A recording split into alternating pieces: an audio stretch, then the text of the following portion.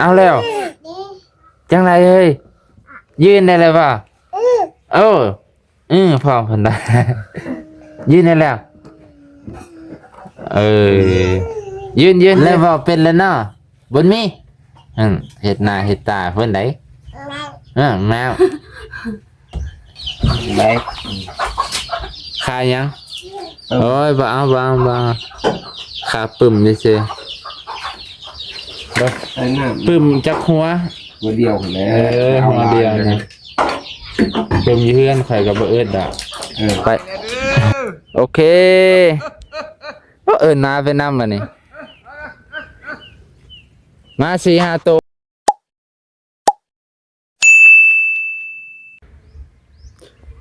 ทักทายสบายดีเด้อพ่อแม่พี่น้องปาลุงตอนเช้าของวันที่29พ่อแม่พี่น้องมีนาตอนเช้าวันที่29มื้อนี้อากาศรู้สึกว่าจะเย็นแน่น้อยนึงพ่อแม่พี่น้องเมื่อคืนนี้อากาศจะมีลมพร้อมกับคือกับพายุพ่อแม่พี่น้องลมแห้งลมกระโชกแรงพ่อแม่พี่น้องรู้สึกว่าฝนสิตกนั่นแหละแต่ว่ามันน่าจะตกทางอื่นแล้วก็เลยเฮ็ดให้ลมมานะในช่วงเช้ามื้อนี้ก็เลยมาเยี่ยมยามน้องลอยเด้อเพื่อนพี่น้องไปจะได้กะฝาก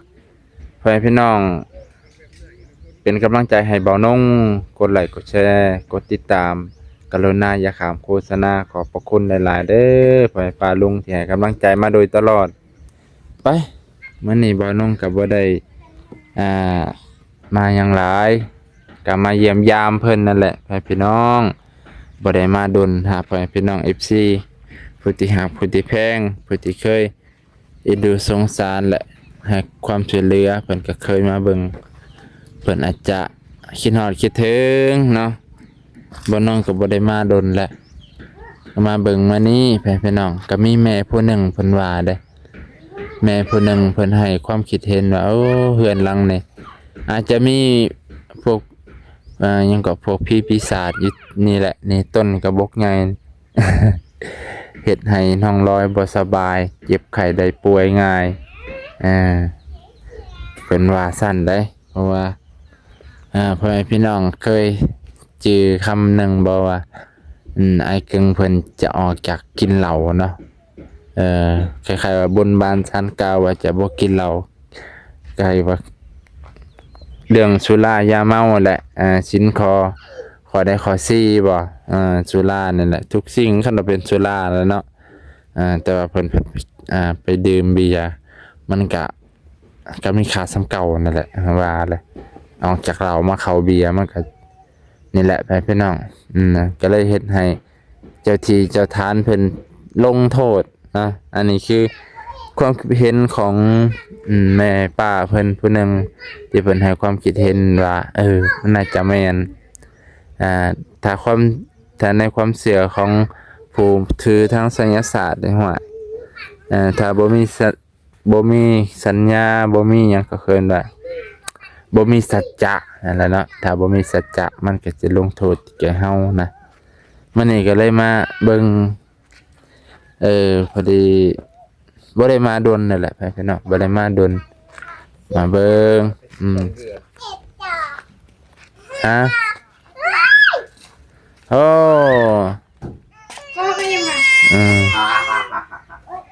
หน้าตาเพิ่น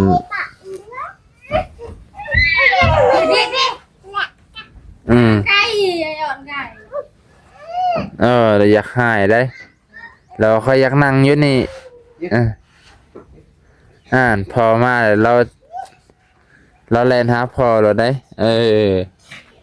บ่แพงเอื่อยบ่เอื่อยกับแพงน้องคือกันสิไปซ้ายเก่งกับพลผ่าพลมีดพลไปหาอยู่หากินสบายดีสบายดีสบายดีลูกโด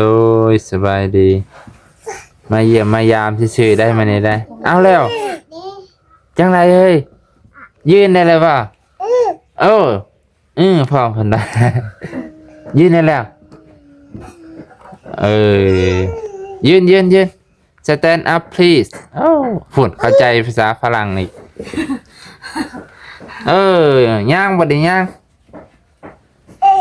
เอาสเต็ปหนึ่งครัวน่านตบมือพ่อดูไอ้เกิงในหูความแล้วใส่เสื้อผ้าน่ารักน่าชังเลยพี่น้องโอ้สิไตขึ้นแล้วบ่เออเริ่มหูความแล้วบัดนี้เริ่มสิหูความแล้วเริ่มใหญ่เลยได้ไปจะไหนบนเพลงไปติดแมงกะจักระจันอยู่บ่ได้พาใครไปกันไข่ไรไปติดได้จะติดได้ลายเต็มบ่เต็มของบ่เลยเครื่องนึงเต็มของโอ้ได้ลายพันเลยฉันเนาะเขาซื้อกันแบบใดจากจันนี่3 ตัวตะพันซื้อกับกิโลเนาะ3 ตัวต่อพันบนเพลงได้จักพันแล้วยังทันขายบ่อะไรบุญมีมาส่องเบิ่งโทรศัพท์เลยพุ่นไปน้ำป้าจ้ะพุ่น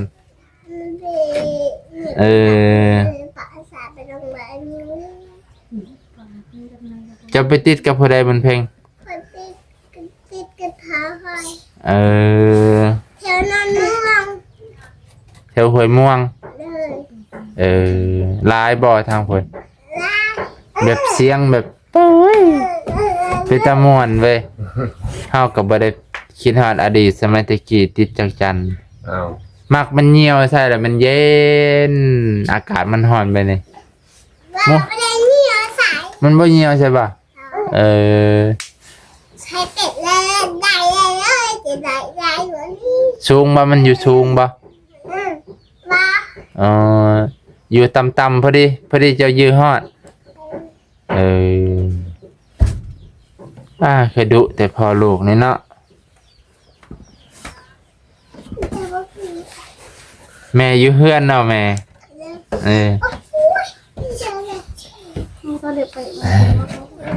ใจของนี่บ่ไอ้เกิน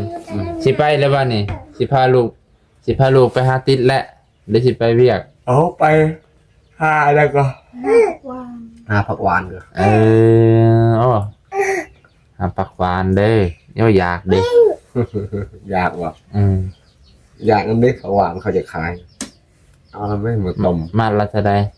โหดมาละ10,000กำอันนั้นไม่มันกำเอากำมันนี่นะทางนี้แหละ10,000กีบ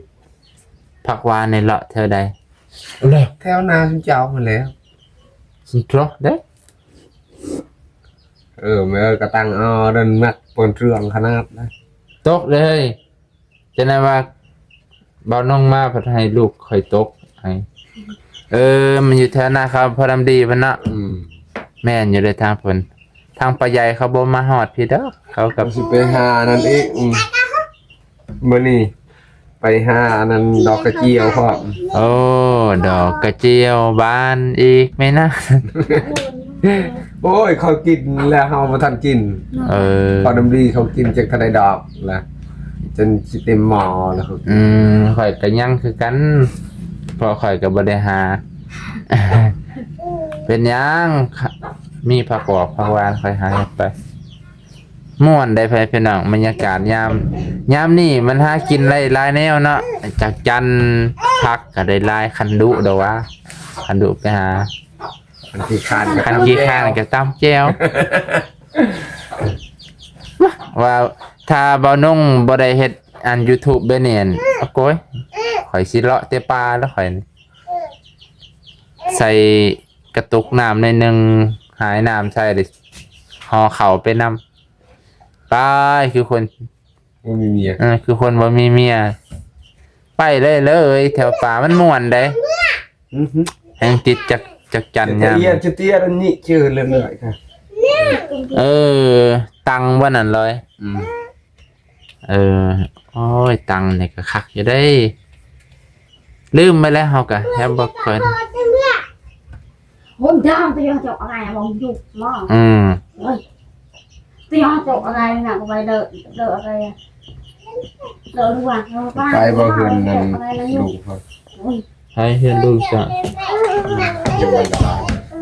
เพื่อนไทย เพื่อนแม่กระเป๋า บ่ได้ไป บ่ได้เข้าไปบ่ เรามาแต่ขอเข่าแล้วเมื่อวานเมื่อก่อนนี่แล้วเว่าเป็นแล้วเนาะบนมีเฮ็ดหน้าเฮ็ดตาเพิ่นไดแมว แบก เอ้ยบนมี แล้วเสือตีอ่ะนี่เกี่ยวกับหนังตอนที่ ซื้อปึ้มให้ได้มื้ออื่น ปึ้มยัง มันเขียนนี่แหละ เขาเฮียนมื้ออื่นมาที่เช้าๆเลยเด้อ โอ้มื้ออื่นมาเบิ่งก่อน ว่า ถ้าบ่ได้ไปไส เอาให้เพิ่นเลยอันละ 2,000 กีบคือว่า บ่ยากดอกมื้ออื่นวันจันทร์ค่อยไปมึงส้นดอกมานี่เดี๋ยวค่อยซื้อให้ดอกคือมาให้ตอนแรงเอาตอนเช้ามันจะค่อยไปทางอื่นมันสิบ่ทัน รู้หมักมึงแดดกัน บุญเพ่งสิไปโรงเรียนบ่มื้ออื่นบุญเพ่ง จิกกัดสาเลยเด้อ อาจารย์ให้บอก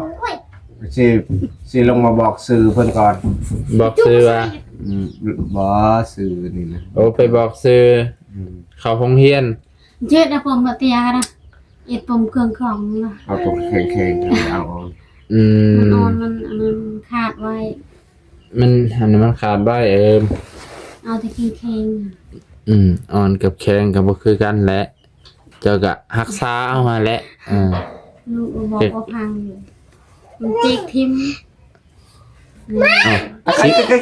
แข็งกับจีกคือเก่าแล้วคันว่าเรื่องจีก นี่ขนอยนี่เจก งอนเลยนะ เดี๋ยวจี้vậy làก่อน เบิ่งบุญมีเนี่ยเป็นคนขี้งอนเด้อเจ้าเนี่ยเป็นคนขี้งอนเลิศนี่ ให้เรียอะไรแบบปุ้งกันปีนี่ไปกิ้ว เนี่ยไม่ เพไปเนาะ เอาปุ้ยตะแกงไปจากันยืนดับไอ้อัดเอาตะไงไกลมองปะกันออกตัวเดิน โอ้มันต่ำเนาะ ตัวยอมอะไรตัวไก่คนได้อันเซ็งกูเทียบอันได้แค่เซ็งไงตัวมา เบิดแล้วบ่ได้บ่ได้เบิด หมดแล้ว มีแต่ใบมันหมากมันหมดแล้ว ไม่ได้กินเนาะ ไม่ได้กินแล้ว ถ้ามันบ่ตายก็ยัง บ่ตายแล้วเรื่องตาย มันไกลน้ำอยู่บ่แม่นตังเว้างัวค่อยนะปลูกอะโวคาโดมันเด็ดใบออก5เทื่อบ่ได้เบ็ดใบยอดแล้วมันเฮ็ดข่อย0แต่ข่อยก็เฮ็ดยังบ่ได้บ่ทันมันจักเทื่อข่อยเฮ็ดคอกแบบ คือคอยนี่ขอบแบบนี้ บ่แบบนี้ข่อยเอาก้านไม้ตาลนั่นเด้แต่มันเป็นน้ำๆน่ะมันคือปอนคอเข้าไปได้มันบ่บาดคอบ่ ก็อย่าปาดคอมันเลยเนาะ จะ จะเอาเลือดมันออกก่อน ค่อยเบิ่งเช้าเบิ่งแรงเบิ่งเที่ยงเบิ่งบ่ายตื่นขึ้นมาข่อยก็เบิ่งไปจอบเบิ่งโอ้ยเห็นใบมันขึ้นเขียวงามข่อยก็ดีใจมื้อนั้นไปเซโนกลับมาป๊าด ห้องบ่ได้อยู่ห้องบ่ได้รักษา เฮาบ่ได้อยู่เฮือนแม่ เอาอันนึงห้องบ่ได้อยู่เฮือนอันสองห้องบ่ได้รักษามีแต่แยงเบิ่งแต่ตอนแรกกับตอนเช้ามาเท่านั้น ก็รักษาหั่นแหละ รัก ใส่ปุ่นใส่ปุ๋ยรดน้ำเปิดน้ำใส่ทังไปเลยน้ำมันแบบจ อัน น นั้นรักษานั่นมันแม่นรักษานั่นเฮาฮดน้ำเฮารักษาเฮาก็ต้องเบิ่งแยงมันนี้ ขนาดเจ้าเบิ่งแย่งแล้วนี่ต้นมะม่วง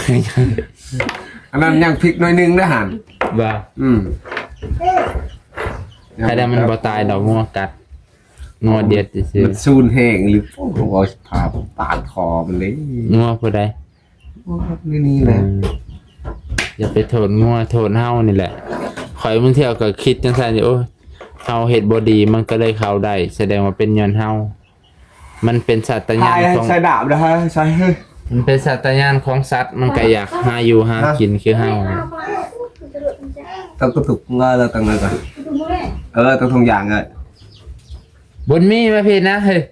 บุญมีแนมเด้อบัดนี้บุญมีแล้วแนมโลด นอ่ะไปพี่น้องสำนี้แหละมาเบิ่งมา